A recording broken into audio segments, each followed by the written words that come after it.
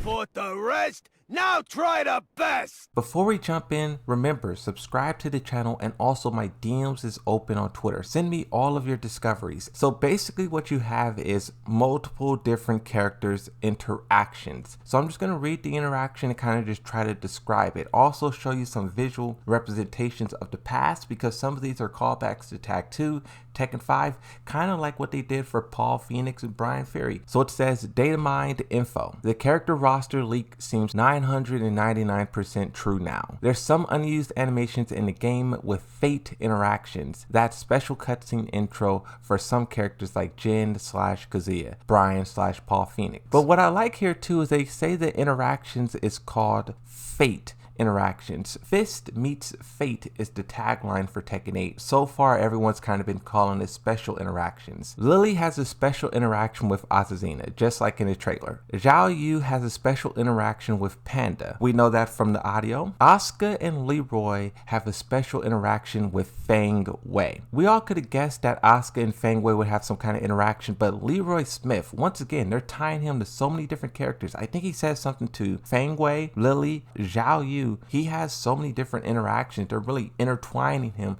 in so many different characters' story. Continuing, it says Jack 8 has a special interaction with Alyssa. I'm guessing this is similar to what they have in Tag 2, where they're both flexing. In my opinion, that's one of the best interactions of Tag 2. And Lily does have some animations with Alyssa's head bomb throw. Brian has a special intro with Yoshimitsu, much like their endings in Tekken 5. I'm really interested to see this interaction though. Nina and Lars have special intros with Lei Shao Kahn. I'm curious to see what Lee and Nina would say to one another. We know they have a long history. Some of their stuff is non-canon, but I want to see like what their relationship is like, and also if they incorporate some of that non-canon material. Here's a big one. Kazuya has a special intro with Shahid and also Reina. For Tekken 7, the only time that Kazuya appears, and I think anybody's character endings, is Shahid's. Now, even though Shahid is kind of like written off in that character ending, the fact that Kazuya only appears in his, that should have been a big heads up for all of us that there was some bigger story there that they were trying to tell. But for Reina, at first I thought it is Heihachi alive in flesh, but the animation had butt stretching out like with the rest of the female characters, and Kazuya didn't seem to be surprised at all. I don't know what the butt stretching out animation is. I have no clue what that means, but the Kazuya didn't seem surprised at all. This is referring to that if Heihachi did resurrect, if he did come back to life, then Kazuya would be kind of surprised, because Kazuya stopped his heart and then threw him in the lava. So basically it's saying here that in the interaction, Kazuya should be surprised, but seeing that he's not surprised leads this person to believe that it's Reina. And also on the side note, there's a tweet from Harada that says Heihachi has 18 to 26 children. I want to dedicate another video to that, but just quick idea in my head is I wonder if Kazuya is aware of this. Just going off of Tekken 6, he wasn't aware of Lars, so how many other siblings do he know?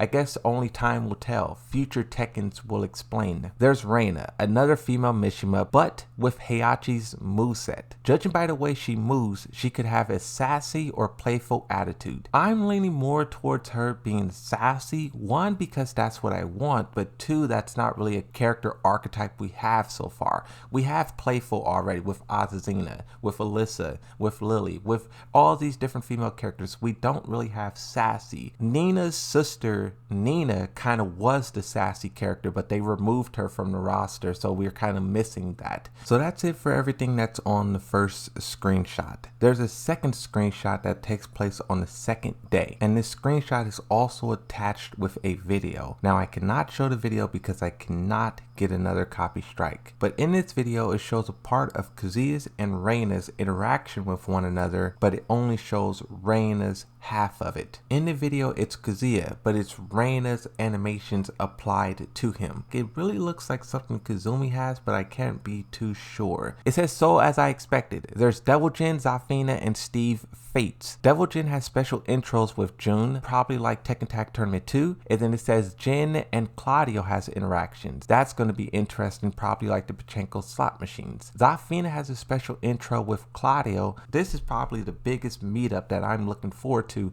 in Tekken 8. It says her hand is still transformed into Azel's hand. This one's really cool. It says Steve has a special intro with Harang and King for some reason. I have no clue what the Steve and King interaction could be, but I'm guessing for Harong, maybe it's something like we saw in the Tekken 5 intro where Harong punches Steve and he gets a cut over his face. Maybe something like that. There are many files that mention Devil Jin, still no traces of Victor, Leo, Dragunov, or Kuma. But yeah, Marduk's fighting style is here and translated to all the languages that the game supports. Part about Marduk, you could either say he's being put into the game or he's being taken out of the game.